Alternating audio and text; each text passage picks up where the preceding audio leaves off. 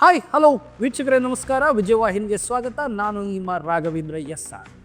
ವೀಕ್ಷಕರೇ, ನಮ್ಮ ದೇಶದ ಪರಿಸ್ಥಿತಿ ಹೇಗಿದೆ ಅಂತಂದರೆ, ನಮ್ಮ ದೇಶ ಮಾಡಿರುವಂತಹ ಸಾಲವನ್ನು, ನಾವು ಕಟ್ಟುವಂತಹ ತೆರಿಗೆ ಹಣ ಏನಿದೆ ಅದು ಬಡ್ಡಿಗೂ ತಾಕಾಗೋದಿಲ್ಲ.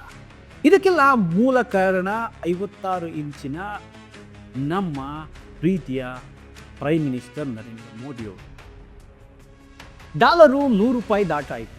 ನಮ್ಮ ರಕ್ತವನ್ನು ಯಾವ ರೀತಿ ಚೆಲ್ತಾ ಇದ್ದಾರೆ ಈ ನಾಯಕರು, ಎಲ್ಲೆಲ್ಲಿ ಈ ಹಣವನ್ನು ಚೆಲ್ಲಲಾಯಿತು, ನಮ್ಮ ದುಡ್ಡನ್ನು ಹರಿಬಿಡಲಾಯಿತು ಅನ್ನೋದನ್ನ ಹೇಳ್ತೀನಿ.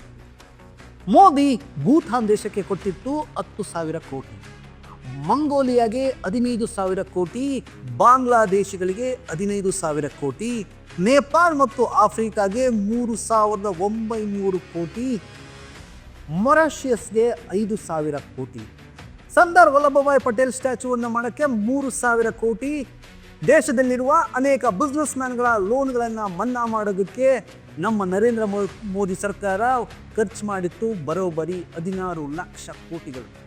ಮೋದಿ ವಿದೇಶಕ್ಕೆ ಸುತ್ತಾಡಲು ಖರ್ಚು ಮಾಡಿದ್ದು ಬರೋಬ್ಬರಿ 20,500 ಕೋಟಿಗಳು. ಬಿಜೆಪಿಯ ಹೆಡ್ ಕ್ವಾರ್ಟರ್ನ ಕನ್ಸ್ಟ್ರಕ್ಟ್ ಮಾಡೋದಕ್ಕೆ ನಮ್ಮ ಸರ್ಕಾರ ಬಳಸಿದ ಅನುದಾನ 300 ಕೋಟಿ.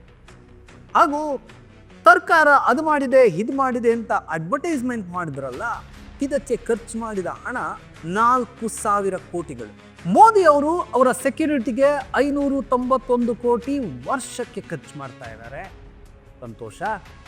ಆದರೆ ಟ್ರಂಪನ್ನು ಭಾರತಕ್ಕೆ ಕರೆಸಿ ಕಾರ್ಯಕ್ರಮ ಮಾಡೋದಕ್ಕೆ 300 ಕೋಟಿಗಳನ್ನು ವೆಚ್ಚ ಮಾಡಿದ್ದಾರೆ. ಮೋದಿಯವರು ಇಷ್ಟು ದುಡ್ಡನ್ನು ವೆಚ್ಚ ಮಾಡಿ ಮಜಾ ಮಾಡಿ ನಮ್ಮ ದೇಶವನ್ನು ಭಿಕ್ಷುಕರನ್ನಾಗಿ ಮಾಡೋದು, ಇದು ಮೋದಿಯವರ ಸಾಧನೆ. ಈ ಖರ್ಚುಗಳಲ್ಲಿ, ಈ ಲೆಕ್ಕಗಳಲ್ಲಿ ತಪ್ಪು ಅಂತ ನಿಮ್ಗೇನಾದರೂ ಬಾಪಿದ್ರೆ ದಯಮಾಡಿ ನಮ್ಮ ಹತ್ರ ಬಂದು ಭೇಟಿ ಮಾಡಿ, ದಾಖಲಾತಿಗಳನ್ನು ನಿಮಗೆ ನೀಡಲಾಗುತ್ತೆ. ಪ್ರಶ್ನೆ ಮಾಡಿ, ಪ್ರಶ್ನೆ ಮಾಡಿಲ್ಲ ಅಂತಂದರೆ ನಮಗೂ ಮೂಕ ಪ್ರಾಣಿಗಳಿಗೂ ಯಾವುದೇ ವ್ಯತ್ಯಾಸ ಇರೋದಿಲ್ಲ. ಜೈ ಹಿಂದ್. ವಿಜಯವಾಹಿನಿಯನ್ನು ವೀಕ್ಷಿಸ್ತಾ ಇರಿ ಹೆಚ್ಚಿನ ಮಾಹಿತಿಗೋಸ್ಕರ.